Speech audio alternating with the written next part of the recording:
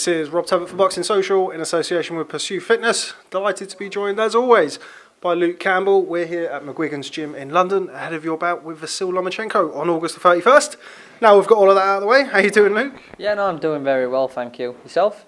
Not bad, mate. Not bad. I had a little bit of time off, but now back to it. I'm coming down here to talk to you about your fight. How's things?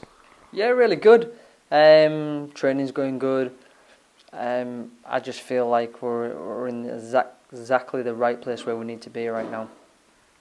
Now, I spoke to you the day that this fight was announced. It seems like only yesterday, and it seems like it's really come around very quickly. Has that been the same for you? I mean, biggest fight of your career, Lomachenko. Has it been that way? I mean, sometimes it feels like the training camp's gone really quick, and then in other times it feels like training camp's gone forever.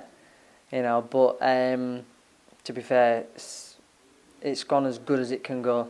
You know, we're happy. If Shane's happy, I'm happy. Talk to me a little bit about the sparring for this camp. It's been no secret. Shane has mentioned it on numerous occasions that you'll be doing some in-house sparring with a certain Josh Taylor. As I understand, you had a little bit of you had a sparring session today. How's that been working with Josh? Yeah, no, really good. Really good. You know, I can't get any better than Josh Taylor for the sparring. You know, he's big, he's strong, he throws a lot of punches. He's got good movement, he's quick. Great preparation for me. Has this been the most difficult training camp, considering the level of opponent that you're facing? I know you've boxed Jorge Linares, obviously as an amateur you were very well travelled and obviously different types of preparation for that as opposed to this, but has this been the most difficult because of the task ahead of you? I think it's certainly been the toughest training camp because we know what's in front of us. We know we've got the biggest challenge of my career coming up, so it's definitely been the toughest, and you know we've done the extra. I've spoken to you in the past about when you've perceived to be up against it, when you feel like people are writing you off, and that's kind of galvanised you and made you perform at your best. Do you feel that way going into this fight? Yeah, I do, yeah. I feel like I'm really going to rise to this challenge, and I feel like you're going to see the best of me. What are the people around you like going into this fight? Is it any different? Is it the same as always, just another fight?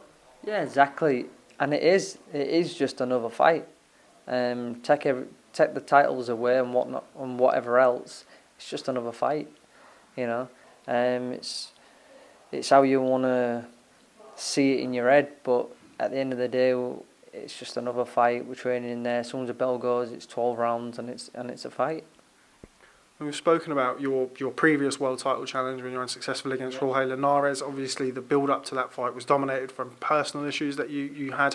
Just explain to me, if you can, the difference between preparing for this fight compared to preparing for that fight. Well, I guess I've had a long, successful training camp. For the Linares camp, I think I maybe only had like 6 weeks training camp over in the States. This one, I've had a long, successful training. With the right sparring, with the right preparation and everything to go with it. You know, we're near to the end of the training camp now, but we've not finished yet. We've still got a few more we need to go, and everything's going to be perfect. I mean, we are kind of lasering in now. We're a couple of weeks away, really, from the fight. For people who maybe aren't as familiar with kind of the surroundings of training camp, particularly for such a big fight, what's between now and August the 31st? Just finishing off training camp really on a high, listening to instructions and you know doing what I'm told to do, and just finishing it off on a high. You know, we're in a great place right now. Just put the finishing touches on the cake, and then it's ready to go. Now, without obviously over-divulging too many things, we've spoken about your relationship with Shane and how you feel that that's impacted on your style from what you consider to be more of an amateur style now to a professional style. Yeah. Are you still picking up new bits and pieces in preparation for this fight? Yeah, most definitely. I still feel like I'm learning a lot from Shane every day, and we're just practicing on everything really. I feel like that my whole boxing game has really gone up levels, and I guess you'll see it on August 31st. I know we've spoken in the past about you winning Olympic gold, and what a big thing that was, not only for you but your family and those who had supported you throughout your amateur career. With that being said, if you were to defeat Lomachenko, pick up the unified lightweight title. Would that trump the Olympic gold, do you think? I think it could possibly be in the running, for sure. It can be in the running, definitely. And it'll be another one that I can tick off the list. Just before I let you go, because I'm very aware that you're very deep into preparations. Obviously, you had a good workout today with JT.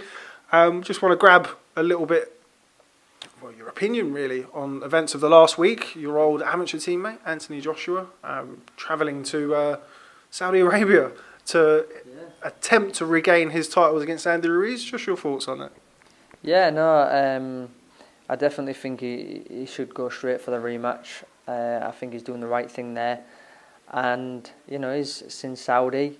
I'm sure it'll be quite difficult for a lot of people to get out there from the UK. But, it's where the money is. And they've probably come to the table with the biggest offer. So anyone would have done the same thing, in my opinion. Now, you know AJ better than most people, certainly from a boxing point of view. How do you see him approaching this rematch, given how well you know him and how the first fight went? Yeah, well, I mean, he's a challenger this time. So, he won his belts back. He's felt the pain of losing, and he won't want to feel that again. So, that being said, I'm sure he'll be giving it everything, and he won't be leaving no stone unturned.